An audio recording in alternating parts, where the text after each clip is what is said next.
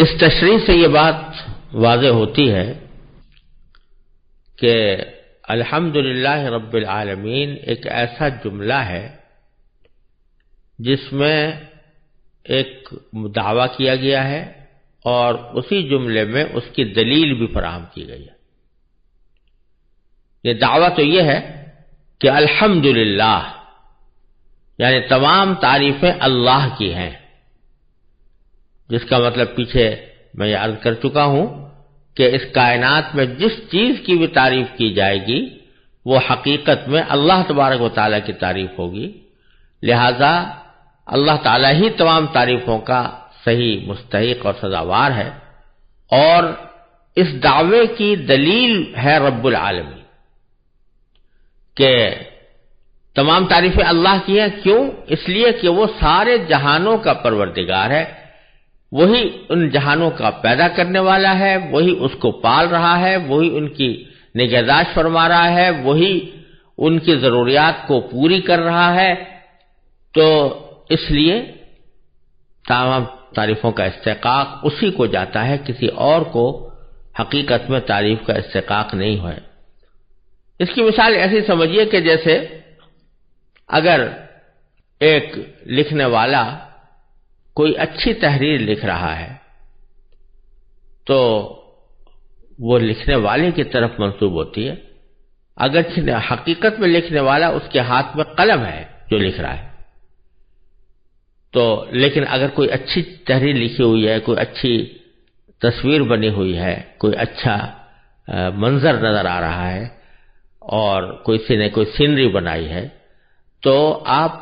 اس کو جب تعریف کریں گے تو فوراً تعریف اس شخص کی ہوگی جس نے یہ سینری بنائی، جس نے یہ تحریر لکھی، جس نے یہ کتاب تحریر کی۔ اگر کوئی بیوقوف یہ کہنے لگے کہ بھئی یہ تو تعریف ہونی چاہیے اس قلم کی یا اس پین کی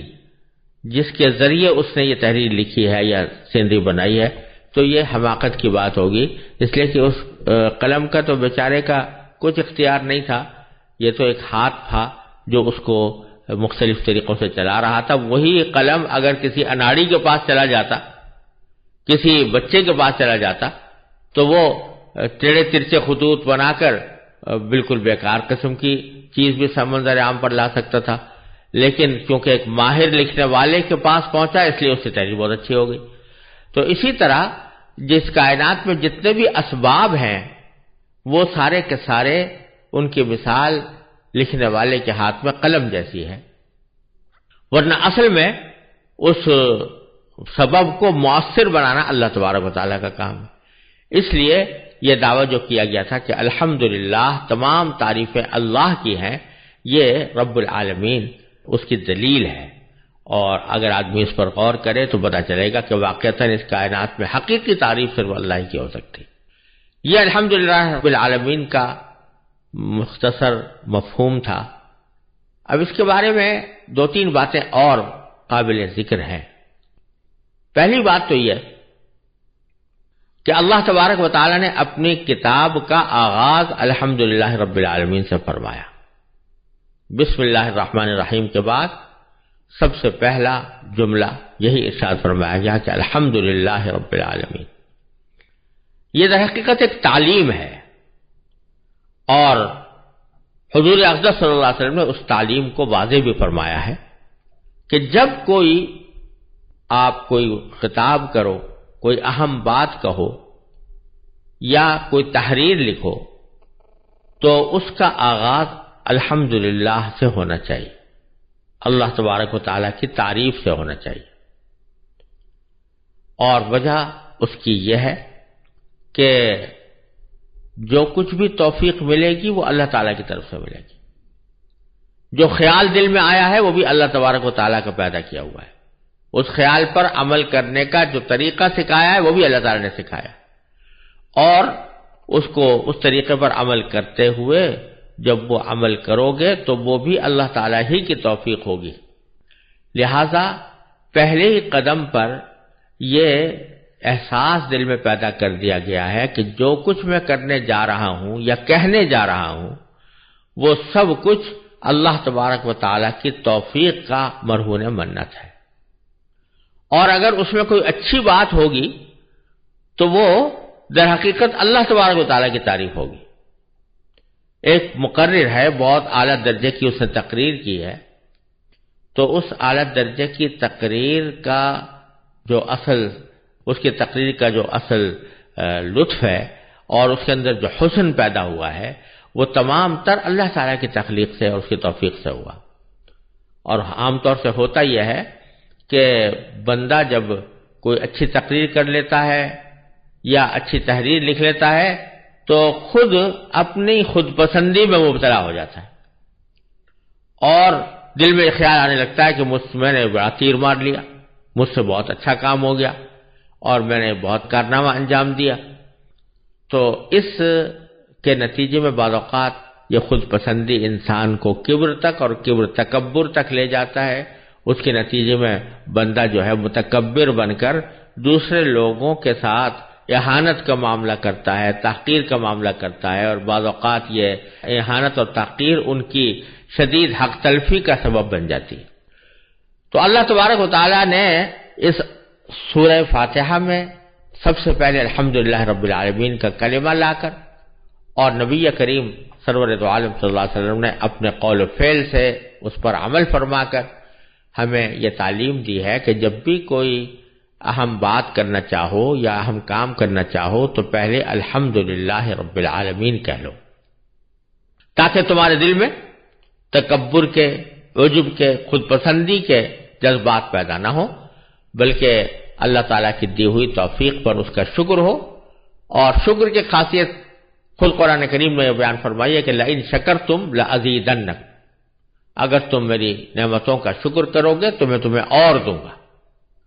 تو اس سے یہ شکر کے فوائد بھی حاصل ہوتے ہیں اور یہ تعلیم اس طرح دی گئی ہے کہ اللہ تعالیٰ کا ہر کام پر شکر ادا کرنے کی کوشش کی جائے. دوسری بات یہ ہے کہ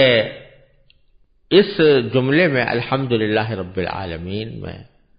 دعا کا طریقہ سکھایا گیا، کیونکہ آپ نے دیکھا کہ یہ سورہ فاتحہ تقریباً تمام تر یہ ایک اہم دعا پر مشتمل ہے، جیسے کہ تفصیل آگے آنے والی ہے. لیکن اس دعا سے پہلے الحمدللہ رب العالمین الرحمن الرحیم مالک یوم الدین، یہ تینوں جملے ایک تمہید کے طور پر ارشاد فرمائے گئے ہیں اس دعا کے لیے جو آگے آنے والی ہے. اس سے یہ بات معلوم ہوئی اور احادیث سے بھی یہ بات ثابت ہے کہ جب بندہ کسی بات کے لیے اللہ تبارک و تعالیٰ کی بارگاہ میں دعا مانگے تو اس کو دعا کا آغاز اللہ تعالیٰ کی حمد سے کرنا چاہیے اور نبی کریم سرور دو عالم صلی اللہ علیہ وسلم پر درود بھیجنے سے کرنا چاہیے. یعنی پہلے الحمدللہ رب العالمین کہہ دیں اور پھر نبی کریم سرور دو عالم صلی اللہ علیہ وسلم پر درود بھیجنے کا کوئی کلمہ کہہ دے، اس کے بعد اپنی حاجت اللہ تعالیٰ سے مانگے.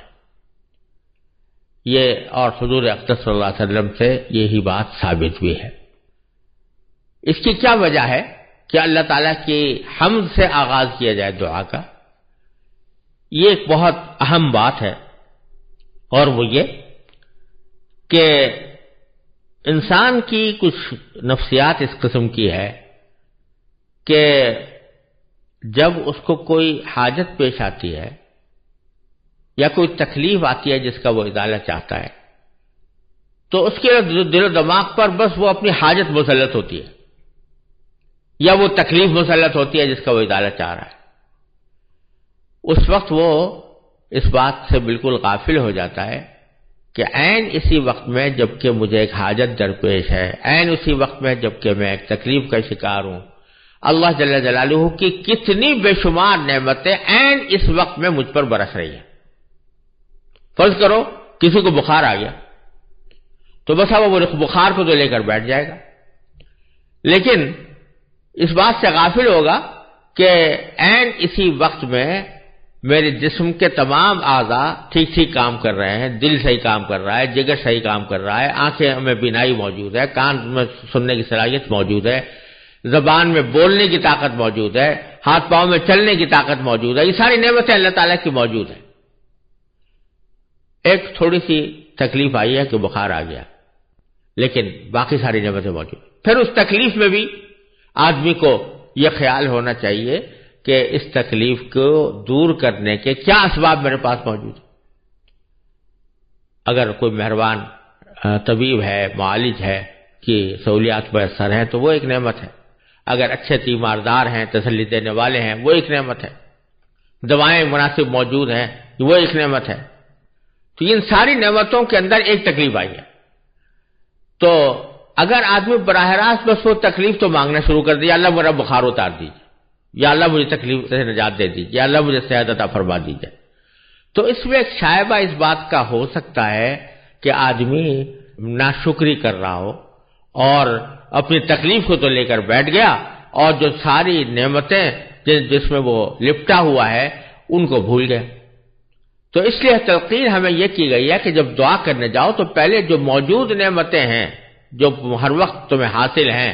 ان نعمتوں کے اوپر اللہ تعالیٰ کا شکر ادا کرو، الحمدللہ رب العالمین، پہلے ان کا شکر ادا کر لو، تاکہ تمہاری دعا ناشکری پر مشتمل نہ ہو، تمہاری دعا کفران نعمت پر مشتمل نہ ہو، تمہاری دعا جو ہے وہ اللہ تعالیٰ کے ساتھ شکوے اور گلے اور قائد پر مشتمل نہ ہو، بلکہ کہہ رہے یا اللہ میں آپ کی تعریف کرتا ہوں، میں آپ کا شکریہ ادا کرتا ہوں، کیونکہ آپ نے اپنے فضل و کرم سے مجھ پر بہت نعمتیں نازل فرمائی ہوئی ہیں، لیکن یہ میری حاجت ہے، اے اللہ اس کو بھی پورا فرما دیجیے۔ اس لیے یہ ادب سکھایا گیا کہ ہر دعا کے شروع میں اللہ تعالیٰ کی